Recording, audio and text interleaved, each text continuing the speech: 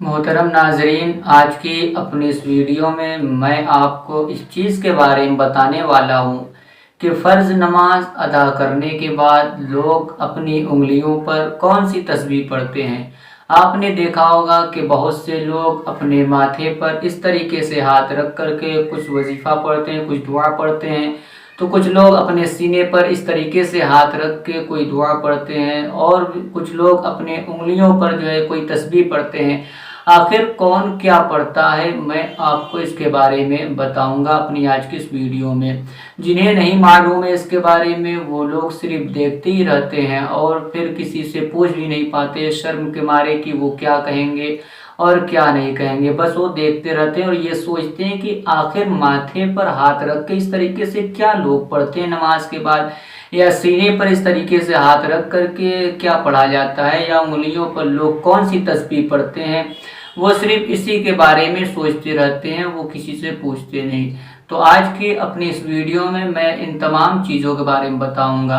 सबसे पहले मैं आपको ये बता दूं कि फ़र्ज़ नमाज अदा करने के बाद इस तरीके से माथे पर हाथ रख कर जो लोग पढ़ते हैं, तो वो कोई और वजीफ़ा नहीं पढ़ते बल्कि या कवियो पढ़ते हैं। जी हाँ, 11 मरतबा या कवियो पढ़ते हैं।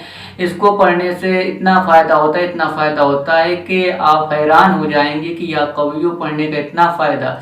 जी हाँ, अगर कोई बंदा फ़र्ज़ की नमाज अदा करने के बाद इस तरीके से हाथ रख करके या कवियो 11 मरतबा पढ़ता है, तो इससे दिमाग भी मजबूत होता है, ज़हन तेज़ होता है और फिर सर दर्द भी दूर होता है। और जो लोग सीने पर हाथ रख करके दुआ पढ़ते हैं, तो वो कोई और दुआ नहीं बल्कि ये दुआ पढ़ते हैं, या मुक़ल्लिबल क़ुलूबी। 11 मरतबा वो अपने इस सीने पे इस तरीके से हाथ रख करके पढ़ते हैं। इसका फ़ायदा ये है कि इससे कि घबराहट दूर होती है और इसके अलावा भी बहुत सी बीमारियां दूर होती हैं, सुकून मिलता है, आराम मिलता है, राहत मिलती है। और जो लोग अपने उंगलियों पर कि तस्बीह पढ़ते हैं, तो वो कोई और तस्बीह नहीं पढ़ते बल्कि तस्बीह फ़ातिमा पढ़ते हैं। यानी 33 मरतबा सुबहान अल्लाह और 33 मरतबा अल्हम्दुलिल्लाह और 34 मरतबा अल्लाह अकबर पढ़ते हैं। इसको तस्बीह फ़ातिमा इसमें से कहा जाता है क्योंकि इस तस्बीह को हज़रत फ़ातिमा रज़ियल्लाहु तआला अन्हा से निस्बत ही है। क्या है पूरा मामला, मैं आपको बताता हूँ कि एक मरतबा हज़रत अली रज़ियल्लाहु तआला अन्हु हज़रत फ़ातिमा रज़ियल्लाहु तआला अन्हा से कहते हैं कि नबी करीम सल्लल्लाहु तआला अलैहि वसल्लम के पास काफ़ी गुलाम हैं, ऐ फ़ातिमा जाओ वहाँ से तुम कि गुलाम एक दो लेकर के आओ। मैं तुम्हें देखता हूँ बहुत काम करती हो, काफ़ी थक जाती हो, तुम्हारी परेशानी देखी नहीं जाती है, बहुत ज़्यादा तुम थक जाती हो। तो नबी करीम सल्लल्लाहु अलैहि वसल्लम के पास जाओ और उनसे कोई गुलाम मांग कर के ले आओ, उससे तुम्हें आराम मिलेगी, राहत मिलेगी, वो कुछ तुम्हारे कामों को कर दिया करेगा।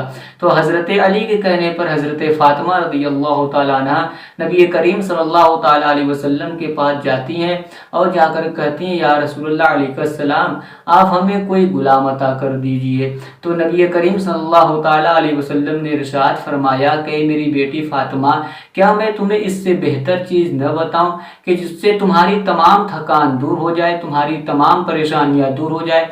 तो हज़रत फ़ातिमा रज़ियल्लाहु तआला अन्हा ने कहा, जी आप ज़रूर बताइए। तो नबी करीम सल्लल्लाहु तआला अलैहि वसल्लम ने इरशाद फरमाया और कहा कि ऐ मेरी बेटी फ़ातिमा, तुम रात में सोने से पहले 33 मरतबा सुबहान अल्लाह और 33 मरतबा अल्हम्दुलिल्लाह और 34 मरतबा अल्लाह पर पढ़कर सोया करो। जब तुम ये पढ़कर सोओगी तो तुम्हारे दिन भर के सारे थकान दूर हो जाएंगे, तुम्हारी तमाम परेशानियां दूर हो जाएंगी, तुम्हारी तमाम मुसीबतें दूर हो जाएंगी। तो जो भी बंदा इस तस्बीह को पढ़ता है, यकीनन उसकी तमाम परेशानियां दूर हो जाती हैं।